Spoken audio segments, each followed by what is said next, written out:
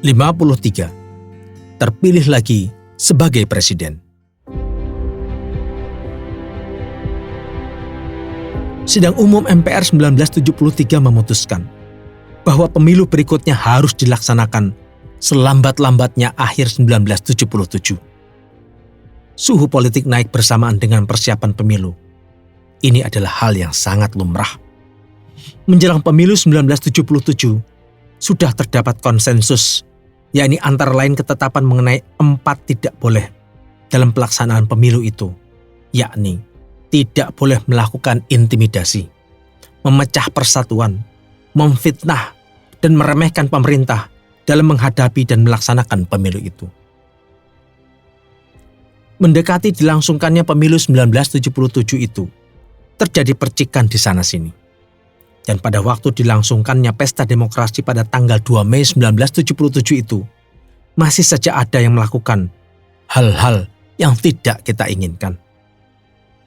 Saya anggap usaha-usaha mereka itu, apalagi yang melakukannya secara sadar dan sistematis, bukan saja dapat diartikan tak menghendaki suksesnya pemilu, tetapi juga menghalang-halangi kelancaran pembangunan. Dalam pada itu, sikap saya seperti itu tidak berarti bahwa pemerintah ingin menutup-nutupi kekurangan atau kesalahan-kesalahan yang ada. Juga tidak menutupi hak mengeluarkan pendapat dan mengemukakan kenyataan. 2 hari setelah pemilu itu, DPP P3 menemui saya, meminta agar saya tidak menganggap mereka mempunyai niatan macam-macam. Maka saya pun mengajak semua pihak untuk tidak membesar-besarkan kekurangan. Maka saya, sebagai mandataris MPR, menilai pemilu 1977 itu sah, dan saya pun bicara di depan TVRI dan RRI mengenai pandangan saya itu. Hasil pemilu 1977 itu menunjukkan Golkar meraih 232 kursi, P3 mendapat 99 kursi, dan PDI memperoleh 29 kursi dari 360 kursi di DPR itu. Golkar menang lagi, sekalipun mengalami sedikit penurunan dibandingkan dengan hasil pemilu 1971. Lalu, suara-suara terdengar lagi bahwa partai-partai dan Golkar menginginkan supaya saya bersedia untuk dicalonkan kembali sebagai presiden. Saya tegaskan, jika rakyat menghendakinya, saya tidak akan mundur. Ada riak yang terjadi menjelang 1978, tetapi hal ini menandakan jalannya demokrasi. Kepada saya, sudah banyak yang mendesak untuk memangku kembali jabatan presiden. Kalau rakyat yang meminta, saya tidak pantas untuk mundur. Ketua DPR MPR Adam Malik waktu itu berkata bahwa menurut perhitungan matematik, Pak Harto sudah dapat dipastikan akan terpilih kembali. Memang, Golkar memegang suara mayoritas waktu itu, dan pimpinan Golkar sudah meminta saya supaya saya sudi diangkat kembali menjadi presiden. Suara ABRI pun sudah dikemukakan. Presiden Soeharto didukung penuh oleh ABRI. Memang benar, waktu itu ada kelompok tertentu yang tidak menghendaki dicalonkannya kembali saya sebagai presiden. Tetapi saya mengikuti saja apa yang diinginkan oleh rakyat. Mahasiswa di Bandung, ribut-ribut menyebabkan kemudian beberapa harian terpaksa dilarang terbit. Kaskop Kamtib Laksamana Sudomo waktu itu menilai apa yang dinamakan Ikrar Mahasiswa yang dikeluarkan di Bandung di akhir November 1977 itu, yang mendakwa presiden telah menyeleweng dari Undang-Undang Dasar 45 dan Pancasila, telah melampaui batas. Menetapkan ada atau tidak adanya penyelewengan terhadap Undang-Undang Dasar 45 dan Pancasila itu adalah wewenang konstitusional MPR dan bukan wewenang sekelompok kecil orang atau lembaga manapun di negara ini. Tepat rasanya, ucapan Menhan Kampangap, Jenderal TNI Maraden Panggabean di Yogyakarta waktu itu, bahwa ABRI menghargai sikap kritis generasi muda dan sikap yang peka terhadap masalah-masalah kemasyarakatan. Tetapi semua itu hendaknya didasari dengan bobot sebagai calon sarjana yang cendekiawan. Dari kampus, mahasiswa dapat menjadi kekuatan moral untuk menggerakkan pembaharuan. Tetapi jika kegiatan mahasiswa melangkah keluar kampus, apabila golongan-golongan lain menyelinap ke dalam kampus, maka mahasiswa kehilangan pamornya sebagai kekuatan moral karena telah berubah menjadi kekuatan politik. Dan sekali kampus dipolitikkan, maka bobot ilmiahnya akan hilang karena yang tampil adalah warna politik. Begitu penilaian Jenderal Panggabean yang rasanya tepat. Dan ABRI tidak akan membiarkan sekelompok kecil orang yang secara tidak bertanggung jawab menyalakan percikan-percikan api yang akhirnya dapat membakar hangus seluruh tubuh bangsa. Menteri Pendidikan dan Kebudayaan Syarif Taib kemudian menyelesaikan soal kampus itu dengan para rektor. Kemudian, setelah pemilihan umum yang ketiga di tahun 1977, MPR hasil pemilu menentukan GBHN dan memilih saya lagi sebagai presiden mandataris MPR. Waktu menyangkut soal wakil presiden waktu itu, mendadak Sri Sultan Hamengkubuwono IX menyatakan tidak sanggup menjadi wakil presiden lagi. Saya tanyakan, apa sebabnya? Apakah ada masalah pertentangan? Tidak, jawab beliau. Menurut penilaian beliau, lebih baik beliau berada di luar lembaga tinggi negara untuk turut mempersatukan bangsa. Dengan demikian, menurut beliau, akan lebih baik, akan lebih fleksibel.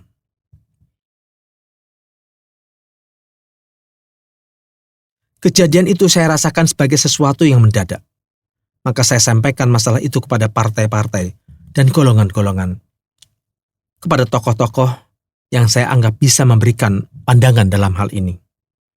Siapa sekarang yang pantas jadi wakil presiden? Maka saya sebut beberapa tokoh dan saya anjurkan untuk dinilai siapa kiranya di antara mereka yang bisa diterima oleh MPR. Bagi saya, mereka yang nama-namanya saya ajukan itu rasanya bisa bekerja sama. Tidak ada masalah. Tetapi, siapa yang bisa diterima oleh partai-partai politik dan Golkar? Oleh MPR? Setelah kesibukan itu terjadi, maka jatuhnya pilihan ternyata kepada Bung Adam Malik. Maka setelah itu, saya dilantik sebagai presiden, Adam Malik dilantik menjadi wakil presiden.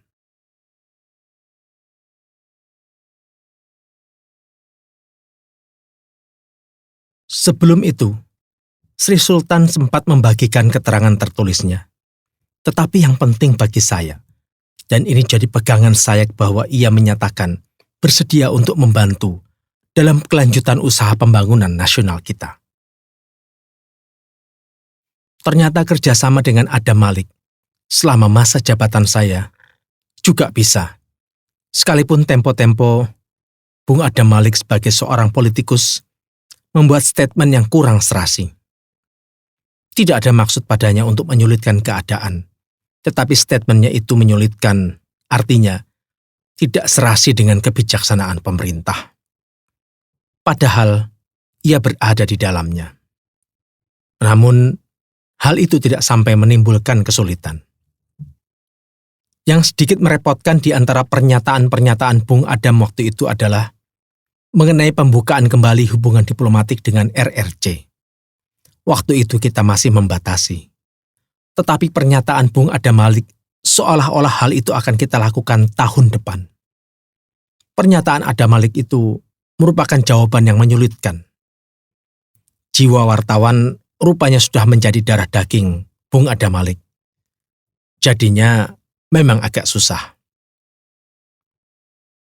Saya mendengarkan dengan tekun segala pembicaraan sebelum dan sesudah sidang umum MPR 1978. Memasukkan baik-baik dalam hati dan menyaring dalam pikiran apa yang disuarakan dengan keras dan lantang, apa yang disampaikan dengan penuh lemah lembut dan halus, juga apa yang tidak terucapkan. Semuanya itu membantu saya memahami segala pikiran dan keinginan rakyat yang berkembang di majelis itu. Semua yang diucapkan dengan tanggung jawab itu masih membuat tumbuh dan mekar semakin indah Taman Sari Demokrasi dan konstitusi yang kita semua sepakati agar makin kuat berakar dalam jiwa bangsa kita. Saya ucapkan sumpah jabatan dalam sidang yang dihadiri oleh 846 anggota MPR itu. Berjuta-juta rakyat mendengarkan sumpah jabatan saya. Hati saya sendiri mendengarkan dan mengiyakannya. Lebih dari semuanya itu, Tuhan yang Maha Mengetahui menyaksikan sumpah saya itu. Saya berjanji akan melaksanakan GBHN dan semua TAP MPR dengan sekuat tenaga, dengan segala kemampuan lahir dan batin saya, dengan segala kesungguhan dan keikhlasan. Saya nyatakan harapan saya agar seluruh rakyat membantu saya dengan dukungan, dorongan, dan keikutsertaan dalam pelaksanaan tugas-tugas pembangunan dengan semangat persatuan dan kegotong royongan. Pada 27 Maret 1968, saya dilantik menjadi Presiden RI kedua. 23 Maret 1973, saya dilantik lagi untuk kedua kalinya. Dan 22 Maret 1978, dilantik lagi untuk ketiga kalinya. Sewaktu saya dipercaya lagi oleh MPR untuk menjabat lagi jabatan sebagai Presiden, mandataris MPR untuk masa jabatan 5 tahun lamanya, dari 1978 sampai dengan 1983 itu, ketetapan MPR waktu itu menugaskan kepada Presiden untuk melanjutkan pelaksanaan pembangunan 5 tahun dan menyusun serta melaksanakan rencana pembangunan 5 tahun atau repelita berikutnya dalam rangka GBHN, meneruskan, menertibkan, dan mendayagunakan aparatur negara di segala bidang dan tingkatan, meneruskan menata dan membina kehidupan masyarakat agar sesuai dengan demokrasi Pancasila, dan melaksanakan politik luar negeri yang bebas aktif dengan orientasi pada kepentingan nasional. Di samping itu, ketetapan-ketetapan MPR yang lainnya adalah tentang pedoman penghayatan dan pengamalan Pancasila, tentang GBHN, dan tentang pemilu, memberikan penugasan secara khusus kepada saya untuk melaksanakan ketetapan-ketetapan tersebut dengan sebaik-baiknya. Pelaksanaan repelita ketiga tetap berlandaskan trilogi pembangunan, yakni pemerataan pembangunan yang mengarah kepada terwujudnya keadilan sosial, pertumbuhan ekonomi yang cukup tinggi, dan terbinanya stabilitas nasional. Setelah saya renungkan ketetapan-ketetapan MPR 1978 dan apa yang dipikirkan serta yang diharapkan oleh rakyat, maka saya dapatkan 7 sasaran yang saya namakan Sabta Krida sebagai tugas Kabinet Pembangunan ketiga. Saya menyadari bahwa pembangunan politik adalah bagian yang sangat penting dalam tiap pembangunan yang sukses. Saya pun menyadari bahwa pembangunan politik itu merupakan bagian yang paling tidak mudah dari pembangunan bangsa kita. Karena itu pula, selama waktu 5 tahun yang saya alami sebagai presiden di masa jabatan 78-83, saya telah memberikan perhatian yang sebesar-besarnya kepada pembangunan politik dan pendidikan politik seperti yang digariskan dalam GBHN. Saya menyadari, berdasarkan pengalaman kita sendiri, bahwa sistem politik dan sistem banyak partai di masa lampau telah gagal mengantarkan bangsa kita meraih kemajuan melalui pembangunan. Dalam membangun kehidupan politik, kita tidak akan berjalan kembali ke belakang. Kita tidak akan kembali ke demokrasi parlementer atau demokrasi terpimpin yang gagal mendukung pembangunan nasional. Sebaliknya, kita memandang ke depan untuk meningkatkan penerapan demokrasi Pancasila sejalan dengan tercapainya tahap yang lebih maju dari pembangunan kita pada umumnya. Semasa jabatan kepresidenan saya itu, saya melihat MPR, Presiden, DPR, Mahkamah Agung, DPA, dan Badan Pemeriksa Keuangan telah menjalankan fungsi dan wewenang konstitusionalnya masing-masing dan saling berhubungan satu dengan yang lain berdasarkan wewenang konstitusionalnya itu. Dengan pengalaman-pengalaman di tahun 1973-1978 itu, hilang pula hayalan yang bukan-bukan, terutama hayalan bahwa pembangunan bukan perjuangan. Dalam melaksanakan pembangunan, kita diikat dan dibimbing oleh cita-cita yang tinggi dan menggairahkan. Tetapi dalam pembangunan, kita juga dihadapkan pada tantangan-tantangan yang keras dan kadang-kadang menggelisahkan. Kita sering sekali dihadapkan pada kenyataan-kenyataan baru yang belum kita lihat sebelumnya. Kita makin sadar bahwa dalam melaksanakan pembangunan itu, kita kadang-kadang dihadapkan pada pilihan-pilihan. Jalan mana yang harus kita tempuh agar kita selamat sampai kepada tujuan. Pilihan itu kadang-kadang bukan antara yang baik atau buruk, melainkan hanya yang kurang buruk di antara yang lebih buruk. Itu adalah suka dukanya perjuangan. Itu adalah asam garamnya pembangunan. Yang penting adalah bahwa kita tahu dengan jelas dan sadar ke arah mana sesungguhnya kita telah bergerak. Kita tahu apa yang pantas kita harapkan dalam pembangunan ini. Dan kita tahu juga apa yang belum mungkin kita harapkan sekarang. Saya merasa bahwa selama ini banyak kemajuan yang telah kita capai.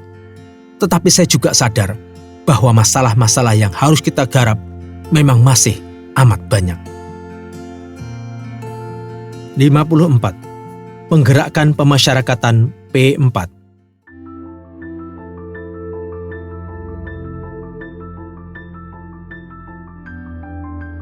Dalam melaksanakan ketetapan MPR yang ditugaskan kepada saya, segera saya gerakkan pemasyarakatan P4 atau Pedoman Penghayatan dan Pengamalan Pancasila atau yang disebut juga Eka Prasetya Pancakarsa. Maka diadakanlah penataran yang luas melalui program yang berencana dan bertahap, baik untuk masyarakat kita di tanah air maupun untuk warga negara kita yang berada di luar negeri. Materi penatarannya, di samping P4, diperluas dan dilengkapi dengan Undang-Undang Dasar 45 dan GBHN.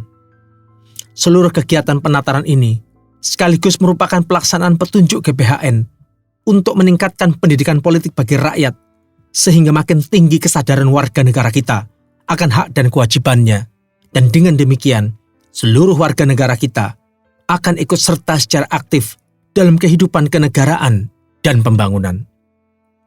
Secara bertahap, dibentuk badan-badan yang saya tugasi untuk memikirkan bahan penataran, memberi arah, dan melaksanakan penataran itu, baik pada tingkat nasional maupun pada tingkat daerah.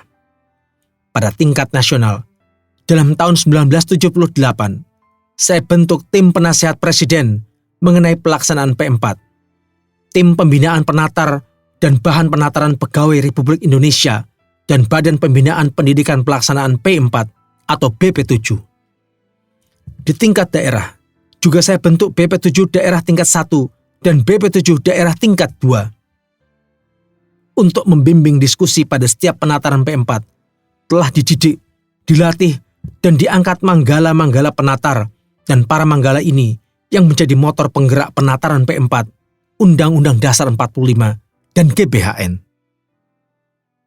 Kepada pegawai negeri dan anggota ABRI yang merupakan aparat pelaksana penyelenggaraan pemerintahan negara, maka penataran itu saya anggap mutlak dimulai dari mereka. Hanya pegawai negeri dan anggota ABRI yang memahami Pancasila, Undang-Undang Dasar 45, dan GBHN lah yang akan dapat mengemban tugas sebagai abdi negara dan abdi masyarakat dengan baik. Saya juga menaruh arti yang sangat penting kepada penataran ini sehingga seluruh pejabat eselon 1 dan duta besar kita mengikuti penataran yang sangat intensif ini. Saya ingat, sampai Maret 1983, tidak kurang dari 1,8 juta pegawai negeri sipil dan hampir 150.000 anggota ABRI telah mengikuti penataran. Penataran untuk masyarakat luas diikuti oleh berbagai lapisan masyarakat luas, seperti anggota partai politik dan golongan karya, alim ulama dan rohaniawan, pemuda dan mahasiswa, karyawan perusahaan swasta, pengusaha, wanita, wartawan, para artis, dan lain sebagainya.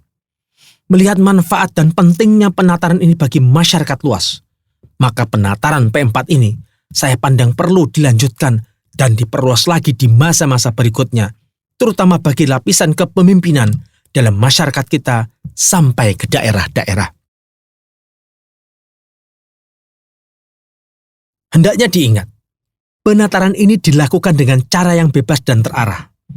Bebas artinya peserta penataran bebas mengeluarkan pendapat dalam diskusi-diskusi yang memang diadakan dalam setiap penataran. Terarah dalam arti diskusi-diskusi itu tertuju pada pelaksanaan P4, Undang-Undang Dasar 45, dan GPHN. Dengan jalan itu, segala pikiran, perasaan, dan kritik dapat tersalur secara baik. Melalui diskusi yang demikian, akhirnya terdapat kesamaan pandangan mengenai berbagai masalah pokok yang kita hadapi bersama. Hal lain, karena dalam penataran ini, ikut serta berbagai kalangan yang luas dalam masyarakat, maka dapat berkembang dialog antara golongan dengan sehat. Berbagai golongan masyarakat yang selama ini mengalami kesukaran dalam berkomunikasi, mengalami kesulitan dalam memahami satu sama lain, maka melalui penataran dan dalam kerangka berpikir P4 ini telah timbul saling pengertian yang lebih serasi.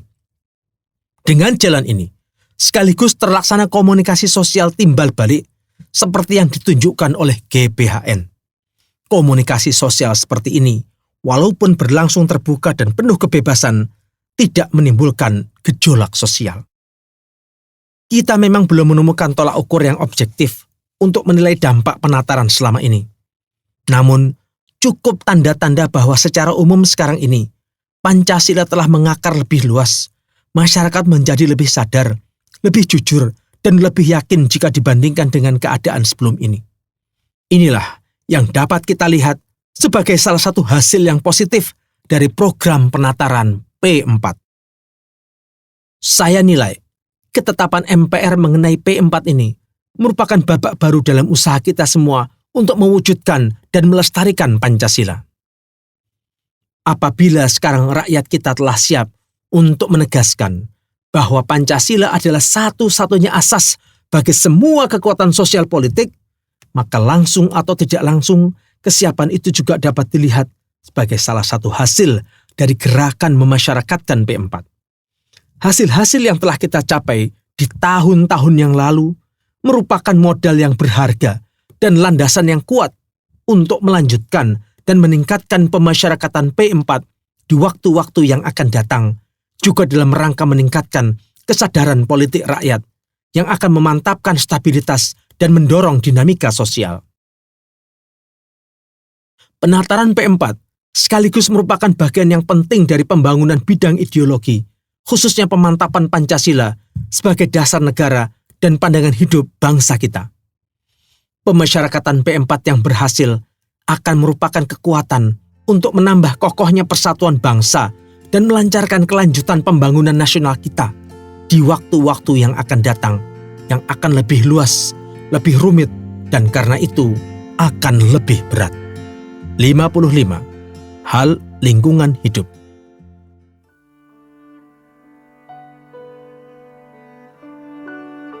Pembangunan telah berjalan ratusan tahun di dunia ini.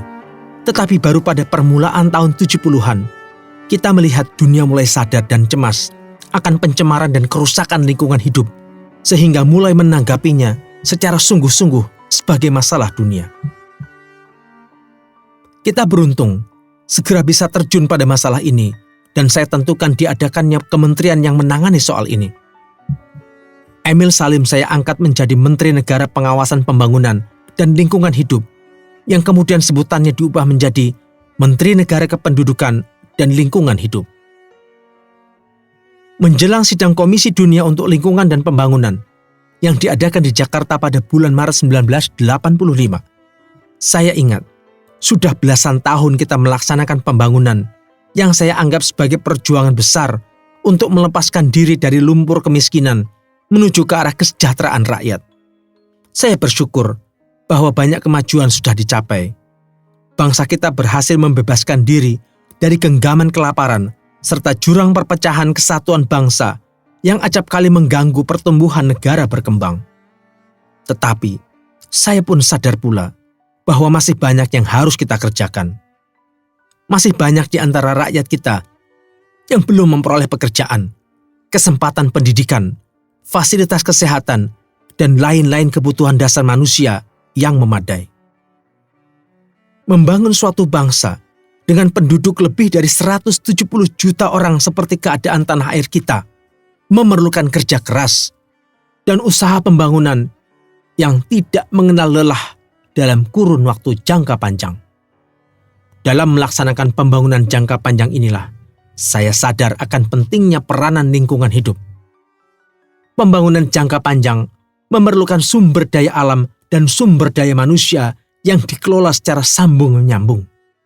Oleh karena itu, harus kita lestarikan kemampuan sumber daya alam untuk menunjang pola pembangunan yang berkelanjutan.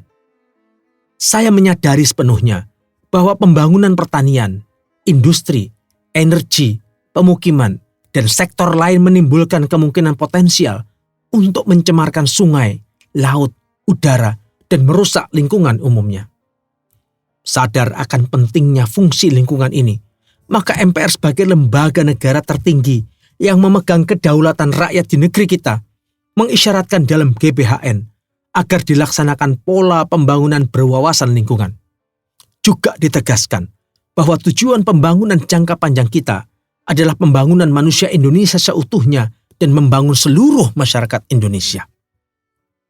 Bagi kita, pembangunan tidak hanya mengejar kemajuan lahiriah seperti sandang, pangan, perumahan, dan lain-lain yang bersifat fisik kebendaan. Juga bukan hanya mengejar kepuasan batiniah seperti pendidikan, rasa keadilan, rasa keindahan, dan lain-lain yang bersifat spiritual kerohanian. Pembangunan kita mengejar keserasian, keselarasan, dan keseimbangan antara kedua-duanya. Ingat pada situasi dunia, berkenaan dengan ini, jumlah penduduk dunia semakin meningkat dari 5 miliar sekarang akan menjadi 6 miliar nanti di tahun 2000. Dan lebih dari separuhnya terdapat di wilayah Asia Pasifik. Dengan pertambahan penduduk seperti ini, semua kita di Asia Pasifik ditantang untuk melaksanakan pembangunan, menghalau kemiskinan, dan meningkatkan kesejahteraan rakyat menurut cara-cara yang tidak merusak lingkungan dan tidak menguras daya alam. Untuk itu, kita perlu melihat ke depan. Secara bersama-sama, kita perlu menyiapkan masyarakat Asia Pasifik agar mampu mengelola lingkungan bersamaan dengan pengelolaan kependudukan dalam pola pembangunan yang berkelanjutan. Ini semua memerlukan kesepakatan dalam menanggapi pola pembangunan berwawasan lingkungan. Kesepakatan serupa juga dibutuhkan untuk memelihara kebinekaan ekosistem yang terdapat di bumi kita ini, yang merupakan tanah air bersama semua umat manusia.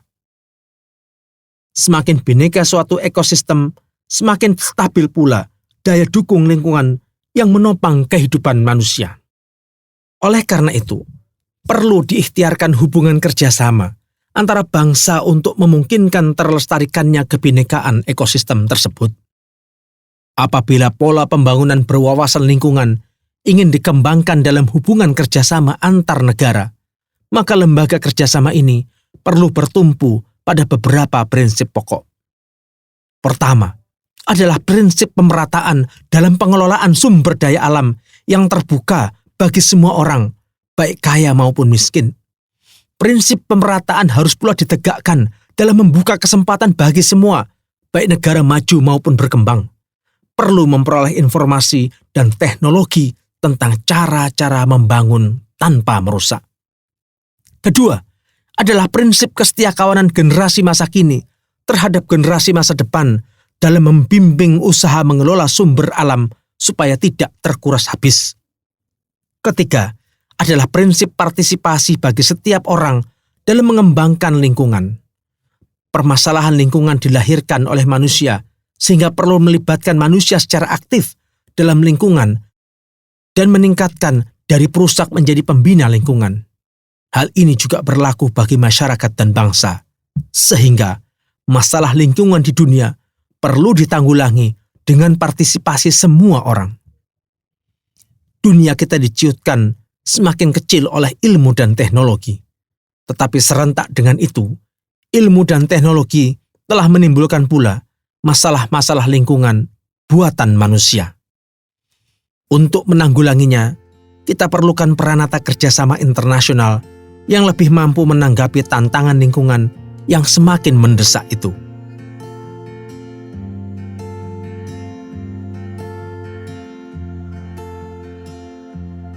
Dengarkan bagian selanjutnya hanya di channel Dengar Buku.